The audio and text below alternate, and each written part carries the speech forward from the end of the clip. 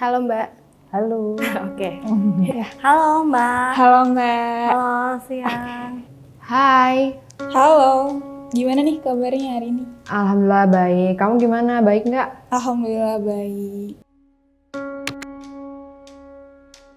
Tinggal di Jakarta, di mana saya awal bekerja, suami juga bekerja, tapi kemudian saya resign karena harus melahirkan. Kemudian suami juga resign karena disodorin pilihan yang berat ya, nggak mungkin bisa dipilih gitu satupun. Akhirnya kita kalau dibilang jobless ya, iya gitu. Akhirnya memilih untuk ditawarin apa ya, pulang aja di Purbalingga gitu, kita usaha di Purbalingga. Akhirnya saya ada bisnis keluarga yang kebetulan saya kelola, itu yang menurut saya membantu akhirnya di titik balik bahwa nggak ada yang tidak mungkin. Jadi sebelum dapat pekerjaan yang sekarang, profesi saya itu adalah bidan. Nah, kebetulan kontraknya habis, tapi belum berani tuh cerita sama orang tua di rumah.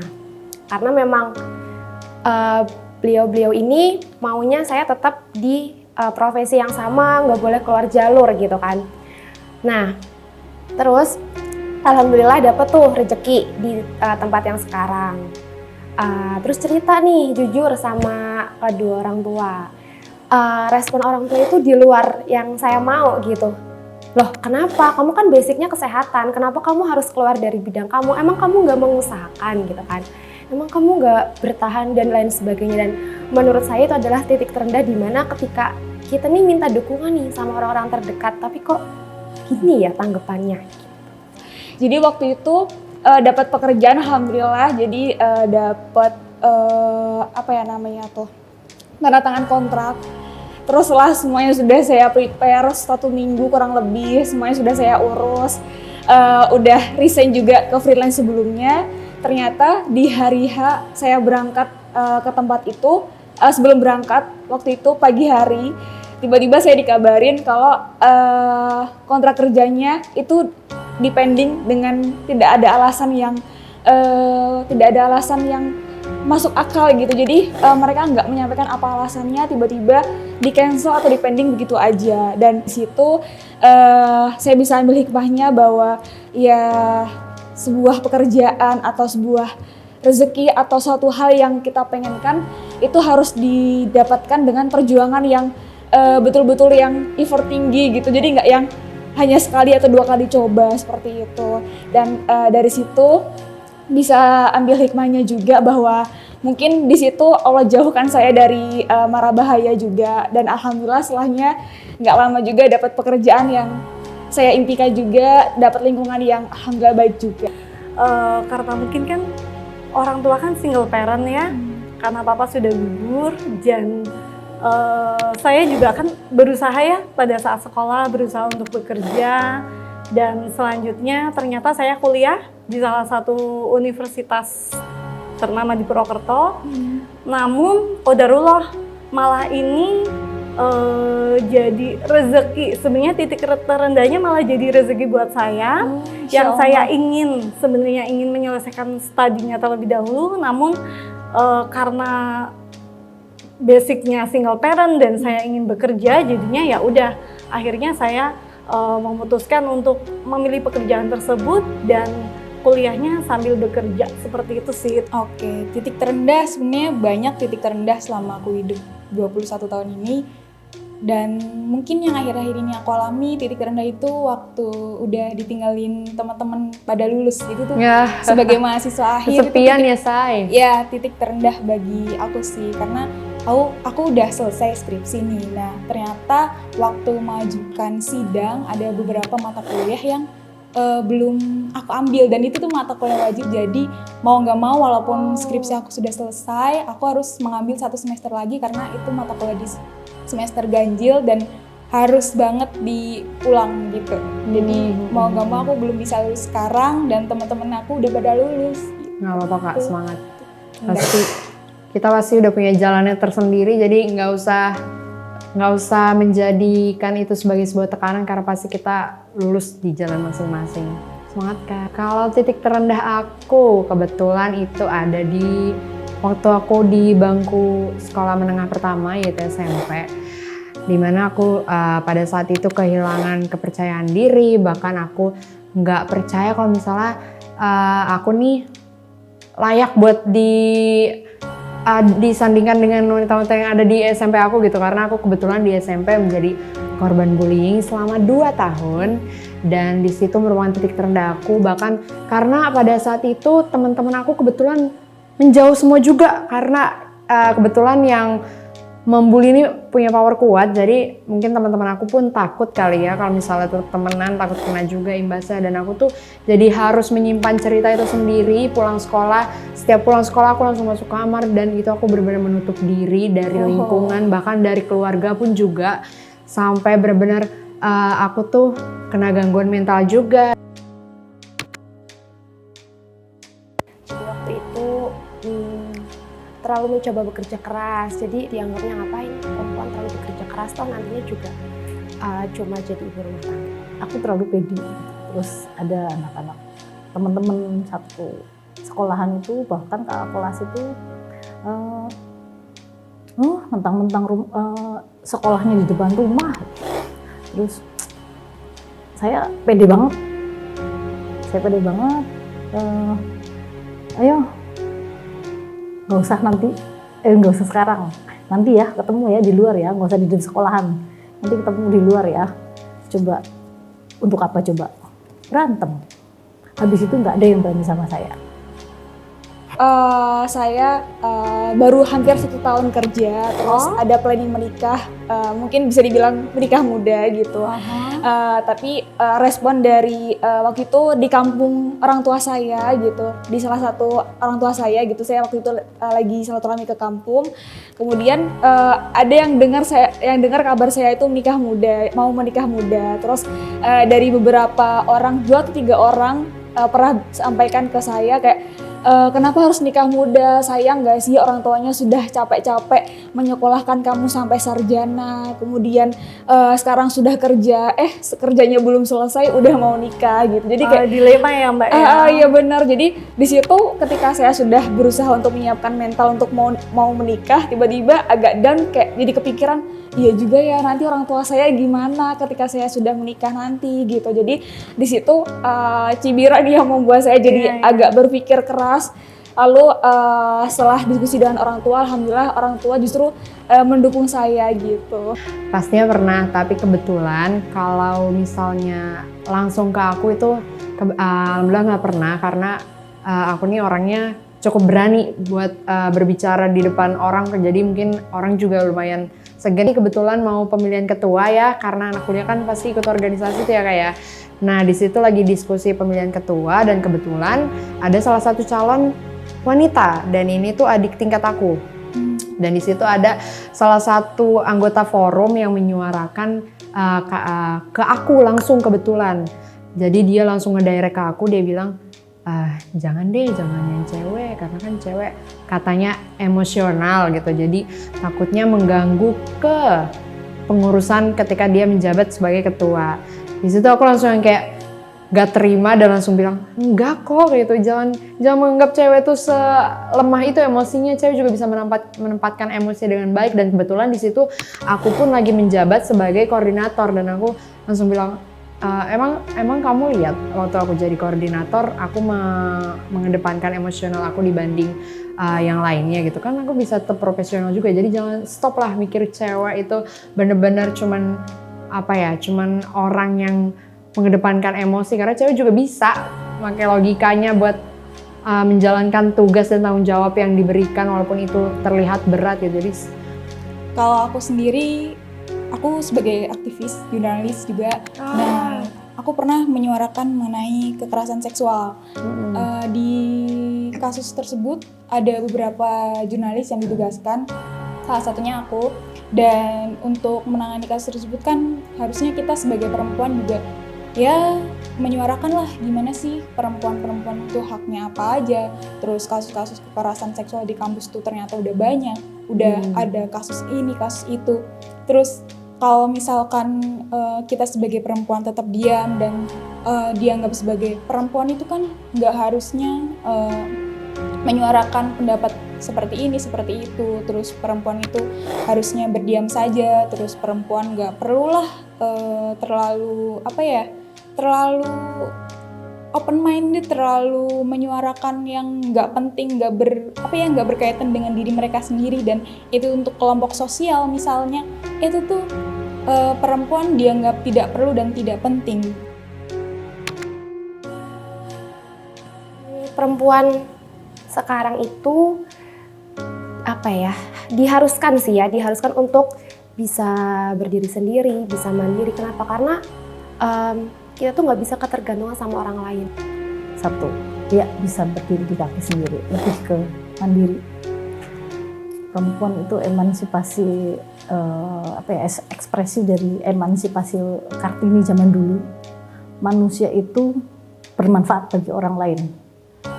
Dalam arti positif, bermanfaat bagi orang lain. Bukan perempuan yang bisa dimanfaatkan, tapi bermanfaat bagi orang lain. Oke, menurut aku sosok pahlawan perempuan di masa sekarang itu harus perempuan yang bisa berdiri di kakinya sendiri. Karena untuk bertahan di dunia yang era modern sekarang ini, kalau kita itu nggak bisa berdiri di kaki sendiri, itu kita bakal, nggak banget gitu. Gitu. Kayak bangga kepada diri sendiri itu lebih ke self love ya. Kalau menurut saya, menerima apa adanya diri kita dan bangga dengan diri kita untuk tetap berkarya dan bermanfaat bagi orang lain. Ada dua jawaban sih sebenarnya untuk keluarga dan untuk masyarakat gitu ya, karena kan basicnya saya di kebidanan. Kalau buat keluarga, ketika kita bisa dimintai tolong sama orang terdekat, dan itu kayak alhamdulillah nih, ternyata aku juga bermanfaat buat keluarga aku sendiri. Dan kalau untuk masyarakat, ketika melihat ibu-ibu yang sudah melahirkan anaknya sehat, ibunya sehat, itu merupakan suatu kebanggaan yang luar biasa banget gitu. Saya sendiri pada saat itu merasa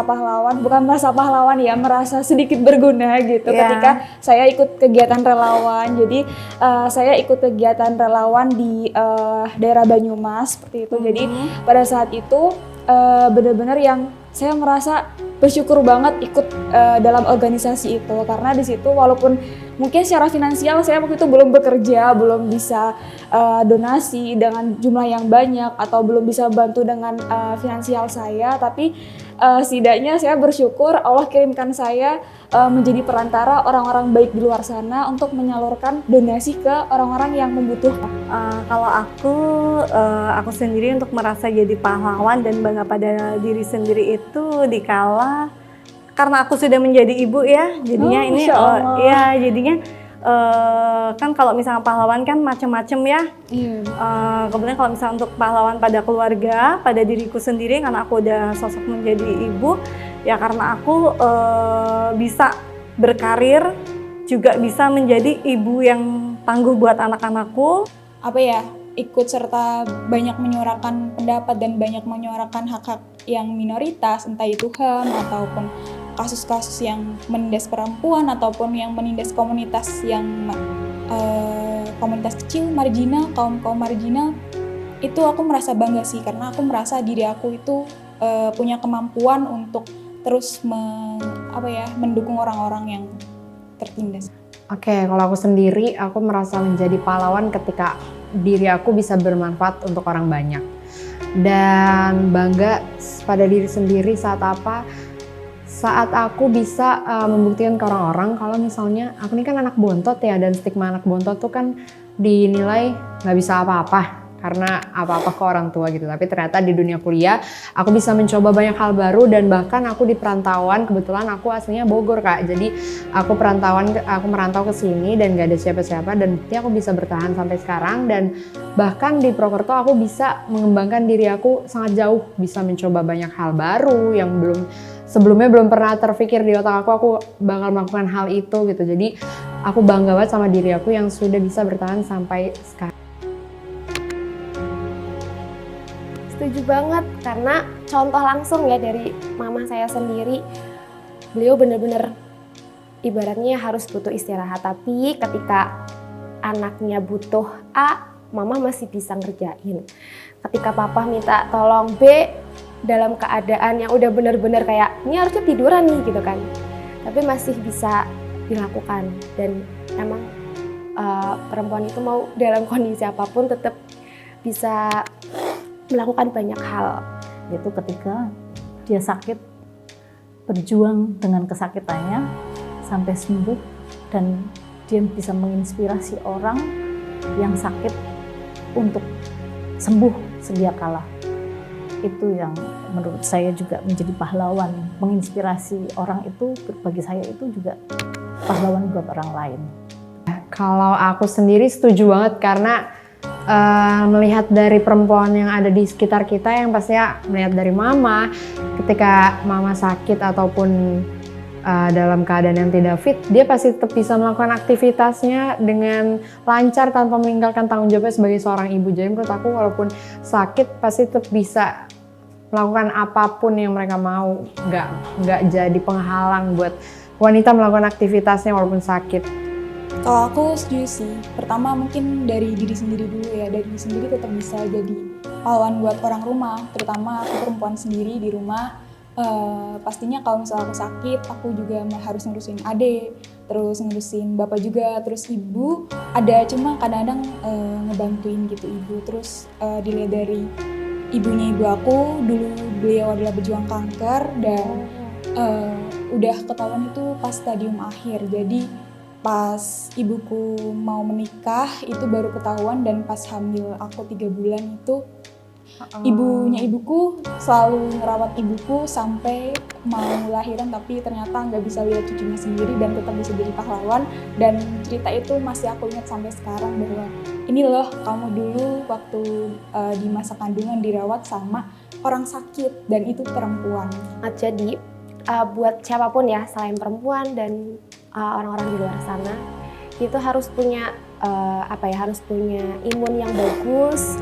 Supaya apa? Supaya nanti apapun yang kalian lakukan itu tidak menimbulkan efek-efek yang mungkin akan berpengaruh ke tubuh kamu, kayak mungkin kita kena virus batuk gitu kan. Pasti kan batuk ini tuh udah yang ganggu banget aktivitas. Jadi kita harus punya suplemen gitu ya untuk menambah daya tahan tubuh kita.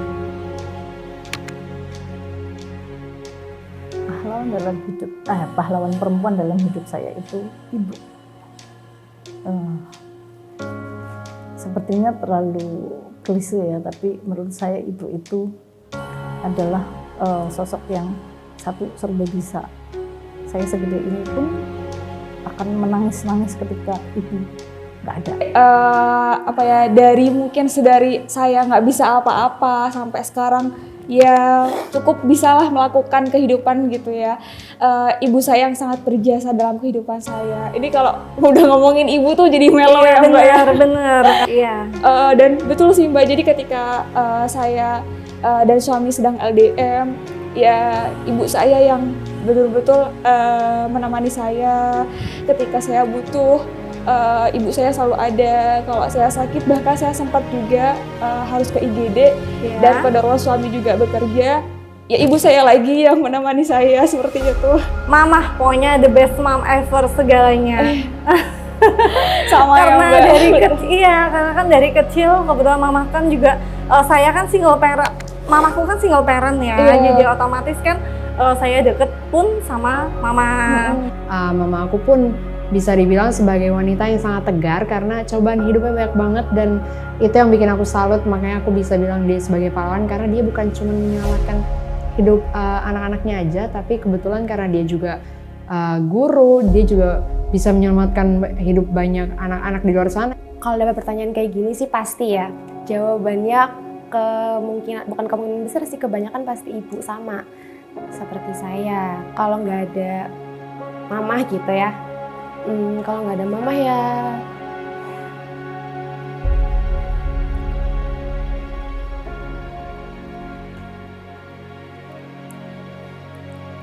nggak tahu nanti